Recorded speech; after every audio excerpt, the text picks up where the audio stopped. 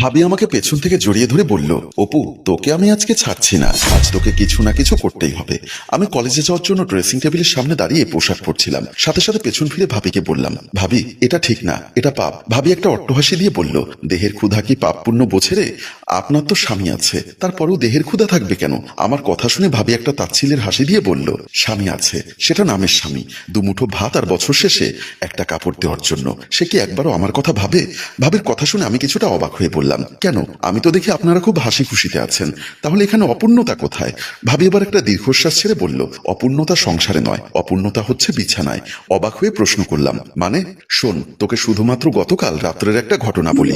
গতকাল রাতে খাওয়া দাওয়া শেষে কিচেন রুমের কাজ সেরে আমি তাড়াহুড়ো করে রুমে এসে দেখি তোর ভাই নাক ডেকে ঘুমোচ্ছে। মেজাজটা চরম পর্যায়ে খিটখিটে হয়ে গেল। মনে মনে ভাবতে লাগলাম, এই সংসারে কি আমি শুধু সাংসারিক কাজ করার জন্য এসেছি? নিজের স্বাদ আহ্লাদ বলতে কি কিছুই নেই? একজন স্ত্রী তখনই পরিপূর্ণতা পায় যখন তার স্বামী 16 আনা আদর্শ হাত পায়। আজ বেশ কিছুদিন হচ্ছে বাবু আমাকে স্পর্শ করছে না। লোকটার কাছে সংসার মানে হচ্ছে সকালবেলা ঘুম থেকে উঠে তাকে অফিসে যাওয়ার জন্য নাস্তা পানি রেডি করে দেওয়া, সারা দিন ঘরের কাজকর্ম করা, বিকালবেলা অফিস থেকে ফিরে আসলে গামছাটি এগিয়ে দিয়ে তাকে নাস্তা পানির ব্যবস্থা করে দেওয়া, আর রাতে খাবার দাবার দিয়ে তার সংসারের কাজকর্ম করা। এগুলো তো একজন কাজের লোকও করতে পারে। তাকে এভাবে শুয়ে থাকতে দেখে মেজাজটা চরম পর্যায়ে খারাপ হয়ে গেল। তাই তার কাছে গিয়ে এক টানে ঘুম থেকে টেনে তুলে ফেললাম। এভাবে হঠাৎ করে হ্যাচকা টান দেওয়াতেই সে লাফিয়ে উঠে বসে পড়ল। কি হলো? এভাবে টান দিলে কেন? আমি কাজ সেরে আসতে আসতে তুমি ঘুমিয়ে গেলে কেন? না ঘুমিয়ে কি করব? কাল সকালে অফিস যেতে হবে, প্রতিদিনই তো অফিসে যাও, সেটা আর নতুন কি? এখন অফিসে প্রচুর কাজের চাপ, সুতরাং বিরক্ত করো না তো। বলেই সে আবারও শুয়ে পড়ল। আমি তার মাথার নিচ থেকে বালিশটা সরিয়ে নিয়ে বললাম, আজ কয়েকদিন হচ্ছে আমাকে আদর সোহাগ করছো না, সেটা কি মনে আছে? ওসব মনে রেখে কি লাভ? সংসার চালাতে হিমশিম খাচ্ছি, এখন অত সব হিসাব করতে পারছি না। অন্যরা কি সংসার চালাচ্ছে না? অফিসের সাথে সাথে বউকেও কি সময় দিচ্ছে না? তোমার বন্ধু সাইফুল সাহেব, সেও তো প্রিয়া ভাবিকে নিয়ে এই বিল্ডিং এই থাকে, উনিও তো প্রতিদিন অফিস করে, প্রতি সপ্তাহে সপ্তাহে স্ত্রীকে নিয়ে বন্ধের দিন বাহিরে ঘুরতে যায়। আজ কমাস হলো তুমি আমাকে নিয়ে বাহিরে ঘুরতে যাও না। অত ঘুরতে হবে না, ভবিষ্যতের কথা চিন্তা করো। ভবিষ্যতের কথা চিন্তা করতে করতে এখনো একটা বাচ্চা কাচ্চার মুখ দেখলাম না। বাচ্চা কাচ্চা দেওয়ার মালিক আল্লাহ, সময় হলে বাচ্চা কাচ্চা হবে। তুমি কিছু না করলে বাচ্চা কাচ্চা কেমনে হবে? এবার সে কিছুটা মেজাজ গরম করে বলল, এখন তোমার সাথে প্যান প্যান করতে আমার ইচ্ছা করছে না, আমি ঘুমোলাম। বলেই সে বালিশটা হাত থেকে টেনে নিয়ে ঘুমিয়ে পড়ল। এবার তুমি বলো, এখানে আমার দোষটা কোথায়? ভাবির কথা শুনে আমি কিছুটা চিন্তিত হয়ে গেলাম। সত্যি তো, একটা মেয়ে তার বাবার সংসারে কি খেতে না পেয়ে স্বামীর সংসারে আসে? নিজেই মনে মনে প্রশ্নটা করে ভাবির দিকে তাকিয়ে আছি। ভাবি আমাকে বলল, কি ভাবছো? আমি অত সব বুঝি না। স্বামী যেহেতু আমার দেহের চাহিদা পূরণ করতে পারছে না, সেহেতু আমি তোমাকে দিয়ে সেই চাহিদা পূরণ করতে চাই। জানি এটা আমার জন্য পাপ, কিন্তু পেটের ক্ষুধা পূর্ণ হলেও দেহের ক্ষুধা না মেটার কারণে দিনে দিনে আমি মানসিক রোগী হয়ে যাচ্ছি। আমি এবার দ্বিধান্বিত স্বরে বললাম, ভাইয়া কি শারীরিকভাবে দুর্বল? সে কি আপনার চাহিদা পূরণ করতে পারে না? সে দুর্বল নয়, তবে নিজেরটাই বোঝে, আমারটা বোঝে না। আমি তখন বললাম, প্লিজ ভাবি, আমি আপনার সাথে ওরকম সম্পর্কে জড়াতে পারবো না। কেন পারবি না? এখন তো এরকম ঘটনা হরহামেশাই ঘটছে। দেবরের সাথে ভাবির সম্পর্ক থাকাটাই স্বাভাবিক। বিষয়টা আপনার কাছে স্বাভাবিক হলেও আমার কাছে অস্বাভাবিক, কারণ বাবু ভাই আমার আপন ভাই না হলেও চাচাতো ভাই। তার দয়াতে আমি এই শহরে থেকে লেখাপড়া করছি, সুতরাং তার সাথে এত বড় বেইমানি করা আমার পক্ষে সম্ভব না। আমার কথা শুনে ভাবি বলল, তুই যদি রাজি না হোস তাহলে আমাকে অন্য চিন্তা করতে হবে। ভাবির এমন এক কথার জবাবে আমি কিছুটা বিচলিত হয়ে গেলাম, তাই কাপা কাপা গলায় বললাম, আপনি আবার কি চিন্তা করবেন? ভাবি ডিরেক্ট বলে দিল, হয় অন্য কারোর সাথে সম্পর্ক স্থাপন করব, না হয় তোর ভাইকে ডিভোর্স দিব। বলেই ভাবি রাগ করে আমার রুম থেকে চলে গেলেন। আমি অবাক হয়ে দাঁড়িয়ে শুধু তাকিয়ে আছি। আমার পক্ষে কি বা করা সম্ভব? জানি আমার জায়গায় অন্য কোনো পুরুষ হলে হয়তোবা নির্দ্বিধায় ভাবির সাথে সম্পর্ক স্থাপন করে ফেলতো, কিন্তু সেটা আমার পক্ষে পসিবল না। তাই আমি আর 7-5 না ভেবে কলেজে যাওয়ার জন্য তৈরি হতে লাগলাম। এর কয়েকদিন পরের ঘটনা। দিনটি ছিল শুক্রবার। সকালবেলা ভাবি রুম ঝাড়ু দিতে দিতে সদর দরজা খুলে যখন ঝাড়ু দিচ্ছিলেন, তখন দেখলেন উপরের ফ্ল্যাট থেকে প্রিয়া ভাবি এবং তার হাজবেন্ড সাইফুল ভাই কোথাও বেড়াতে যাওয়ার জন্য নামছিল। ভাবি তাদের দেখে ঝাড়ুটা আড়াল করে বলল, ভাবি, ভাইয়াকে নিয়ে বাপের বাড়িতে যাচ্ছেন মনে হচ্ছে। প্রিয়া ভাবি হাসতে হাসতে বলল, না ভাবি, আমরা সাজেক ট্যুরে যাচ্ছি।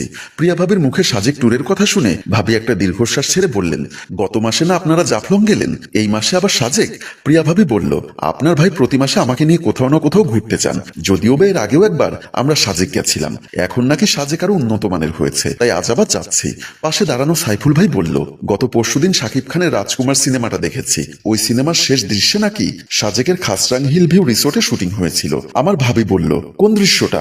সাইফুল ভাই বলল, একদম শেষ দৃশ্যটা, যে দৃশ্যে শাকিব খান তার মাকে দেখার জন্য আমেরিকা থেকে চলে আসে। গাড়ি থেকে নামতেই দেখে মাহিয়া মাহি একটা ঘরের সামনে বসে থাকে, সেই ঘরটাই ছিল ওই রিসোর্টটা। রিসোর্টটা দেখে আমি চিন্তা করেছিলাম ওই রিসোর্টে আপনার ভাবিকে নিয়ে এক রাত থাকবো। ভাবি তখন বলল, সত্যি ভাই, আপনারা অনেক লাকি, মন চাইলে যেখানে সেখানে ঘুরে বেড়ান। বাবু ভাই আর আমি একই অফিসে চাকরি করি, স্যালারিও সেম, কিন্তু বাবু ভাইকে কখনো দেখলাম না আপনাকে নিয়ে কোথাও ঘুরতে যেতে। ভাবি একটা দীর্ঘশ্বাস ছেড়ে বলল, তার সেই সময় কোথায়? ওনাদের দাম্পত্য জীবন নিয়ে তোমার এত কথা বলার দরকার কি? এমনিতেই দেরি হয়ে যাচ্ছে, তাড়াতাড়ি চলো। তারপর আমার ভাবির দিকে তাকিয়ে প্রিয়া ভাবি বলল, ভাবি আপনি কোনো টেনশন করবেন না, আমরা বেড়াতে যাচ্ছি, সবকিছু ভিডিও করে না আপনাকে দেখাবো। এখন যাই, আমাদের লেট হয়ে যাচ্ছে। বলেই প্রিয়া ভাবি এবং সাইফুল ভাই হনহন করে নেমে গেল। ভাবি ওনাদের যাওয়ার পানে তাকিয়ে রইল। এমন সময় আমি দাঁত ব্রাশ করতে করতে ভাবির পেছনে এসে দাঁড়ালাম। দেখলাম ভাবি অপলক দৃষ্টিতে ওনাদের দিকে তাকিয়ে আছে। তা দেখে আমি বললাম, কি হলো, ওদিকে কি তাকিয়ে আছেন? হঠাৎ করে আমার কথার কণ্ঠস্বর শুনে ভাবি চমকে উঠলেন। তারপর ভেজা ভেজা কণ্ঠে বললেন, প্রিয়া ভাবি আর সাইফুল ভাই আজ সাজেক বেড়াতে যাচ্ছেন। তোমার ভাই যদি কখনো আমাকে এভাবে বেড়াতে নিয়ে যেত তাহলে আমার আর কোনো অপূর্ণতা থাকতো না। কেন, গত মাসে না আপনারা আপনার বাপের বাড়িতে বেড়াতে গেলেন? ভাবি একটা দীর্ঘশ্বাস ছেড়ে বলল, তোমার ভাইয়ের বেড়ানি বলতে আমার বাপের বাড়ি না হয় তার বাপের বাড়ি, এর বাহিরে কি কোথাও নিয়ে যান? আমি ভাবিকে সান্ত্বনা দিয়ে বললাম, আচ্ছা ভাবি, এবার আমি ভাইয়াকে সরাসরি বলবো তোমাকে নিয়ে অন্তত কক্সবাজার হলেও বেড়াতে যেতে। এখন তুমি আমাকে তাড়াতাড়ি নাস্তা দাও, আমার একটু গ্রামের বাড়ি যেতে হবে। বলি আমি দাঁত ব্রাশ করতে করতে সেখান থেকে চলে আসলাম। নাস্তার টেবিলে এসে দেখলাম ভাইয়া আর ভাবি দুজনে বসে নাস্তা করছে। আমাকে রেডি হয়ে আসতে দেখে বাবু ভাই বলল, কিরে অপু, তুই কোথাও যাচ্ছিস নাকি? হ্যাঁ ভাইয়া, আমি একটু গ্রামের বাড়িতে যাব। হঠাৎ করে গ্রামের বাড়ি কেন? তোমাকে তো বলা হয়নি ভাইয়া, আমি পার্ট টাইম জব করার জন্য একটা অ্যাপ্লিকেশন করতে চাচ্ছি, সেখানে চেয়ারম্যান সার্টিফিকেট লাগবে, ওটা আনার জন্য গ্রামে যাচ্ছি। পড়ালেখার পাশাপাশি চাকরি করলে পড়ালেখার ব্যাঘাত ঘটবে না? পড়ালেখার ব্যাঘাত ঘটবে কেন? এখন তো অনেকেই পার্ট টাইম জব করছে, আর তাছাড়া পড়ালেখার পাশাপাশি চাকরি করলে বাড়তি কিছু ইনকাম হবে, তাতে অন্তত পড়ালেখার খরচটা নিজেই চালাতে পারবো। তাহলে আমাদের বাড়ি থেকে একটু ঘুরে আসিস, আমি কাল থেকে পরশু চলে আসবো। আচ্ছা ভাইয়া, তোমাকে একটা কথা বলবো বলে ভাবছিলাম। কি কথা বল? ভাইয়া, তুমি যদি সময় পাও ভাবিকে নিয়ে কোথাও থেকে ঘুরে এসো। হঠাৎ এ কথা কেন বললি? নিশ্চয়ই তোর ভাবি তোকে দিয়ে বলাচ্ছে। সাথে সাথে ভাবি বলল, আমি কেন ওকে দিয়ে বলাতে যাব? এতদিন তুমি কানের কাছে ঘ্যানোর ঘ্যানোর করতে, আজ হঠাৎ অপু কেন এই কথা বলছে?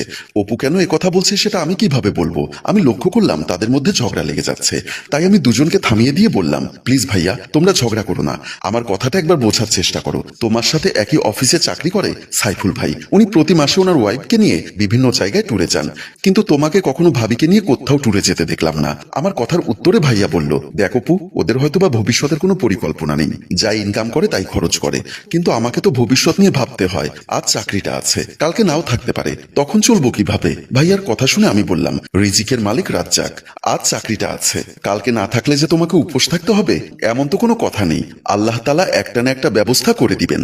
বাবু ভাই বলল, ওসব নিয়ে তোর মাথা ঘামাতে হবে না, আমার সংসার আমাকে করতে দে। ভাইয়ার এমন ঠোটকাটা কথা শুনে আমি আর ভাবি কেউই কোনো উত্তর দেওয়ার সাহস পেলাম না, যে যার মতো নাস্তা করতে লাগলাম। দুদিন পরে আমি বাড়ি থেকে ফিরে আসলাম। দরজা দিয়ে ঢুকতেই দেখলাম ভাবির মা ভাবিকে নিয়ে ড্রয়িং রুমে দাঁড়িয়ে আছে।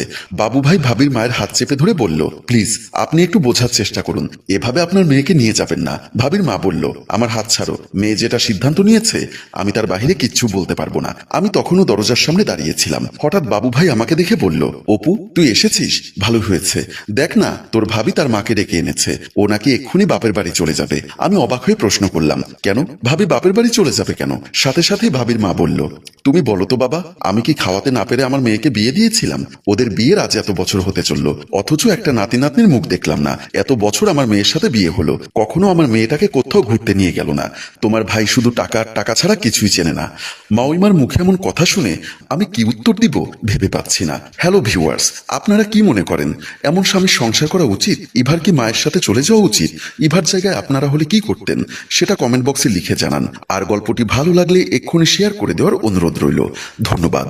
গল্পটির রচনায় উত্তম কুমার, পরিচালনায় মোশাররফ হোসেন মৃদুল, চিত্রগ্রহণ ইপ্তি।